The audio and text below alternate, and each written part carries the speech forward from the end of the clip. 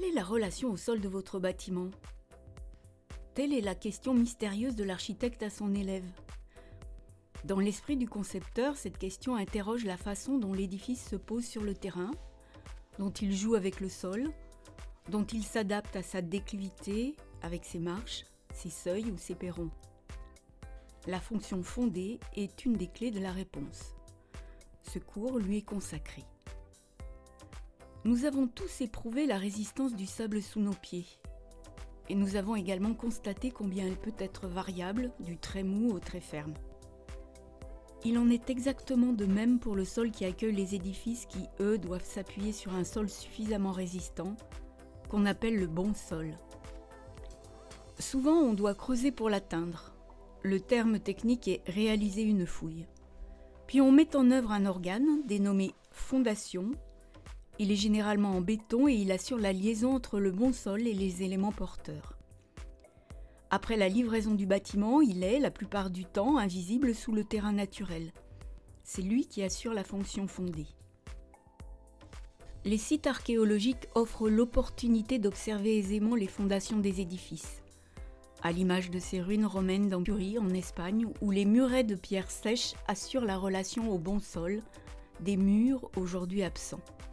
Et sur ce site hammadite du nord de l'Algérie, on constate la régularité orthogonale du plan avec des fondations de petite dimension, ponctuelles, qu'on appelle semelles isolées, pour accueillir les poteaux, et des fondations continues linéaires appelées semelles filantes, pour accueillir les murs.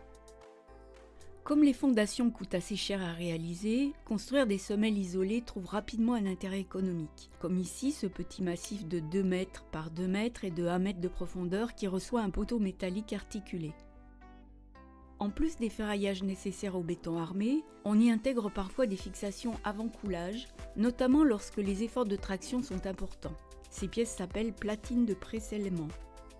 Comme pour la fonction portée, le concepteur peut jouer avec l'expressivité des parties visibles des fondations, à l'image de ce travail très plastique que Santiago Calatrava propose à l'aéroport de Lyon, affirmant à la fois finesse et solidité de son appui.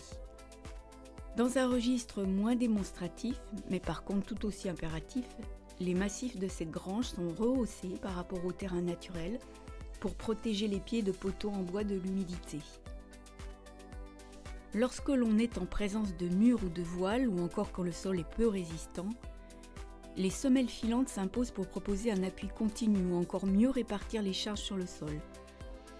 Le procédé est similaire à la semelle isolée avec fouille et éventuellement coffrage. Les aciers d'armature, quant à eux, présentent une continuité entre la semelle et le voile. À l'image de la grange avec ses semelles isolées, cette chaumière voit son soubassement prolongé à l'aide d'un muret maçonné pour éloigner le bois des ossatures et le remplissage de terre de l'humidité. Notons que l'agencement astucieux des moellons permet au muret de garder sa cohésion, même en l'absence de mortier.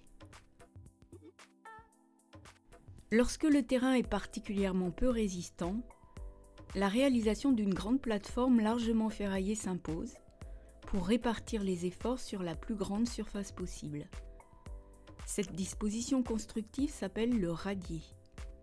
Notons que la plateforme qui vient sous l'édifice permet la mise en œuvre d'ornements, à l'image des colonnades largement ancrées de l'Arc de Triomphe de Barcelone. La mise en place d'un radier n'impose toutefois pas un geste architectural décoratif, à l'image de l'extrême sobriété des thermes de Vals de Peter Zumthor. Dans les situations où le bon sol est relativement profond par rapport à la surface du terrain naturel, ou encore de piètre résistance, des solutions plus technologiques consistant à forer des trous dans le sol, puis à les remplir de béton armé peuvent être employées. Ce type de fondation s'appelle pieux foré. La fréquence, la profondeur, le diamètre, les armatures dépendent de la qualité du sol et des efforts appliqués. Dans le cas des terrassements profonds, par exemple pour créer des niveaux de parking en sous-sol, le risque d'éboulement des terres en périphérie de la fouille est majeur. Une technique un peu similaire à celle des pieux consiste à créer une paroi en béton armé verticale autour de la fouille avant de commencer l'excavation. Des ancrages obliques destinés à retenir la paroi contre les forces d'éboulement, sont créés à l'avancement de l'excavation. Enfin, pour conclure, à l'image des sites archéologiques présentés, un chantier est une fondation à ciel ouvert, où potentiellement toutes les variétés constructives se côtoient. Ainsi, sur celle-ci, particulièrement vaste, on reconnaîtra l'ensemble des notions vues dans ce cours: des semelles isolées, des semelles filantes, un radier, des parois moulées, ainsi qu'un ensemble d'éléments des fonctions porter et franchir, tels que les poteaux, les poutres, les dalles ou encore les voiles.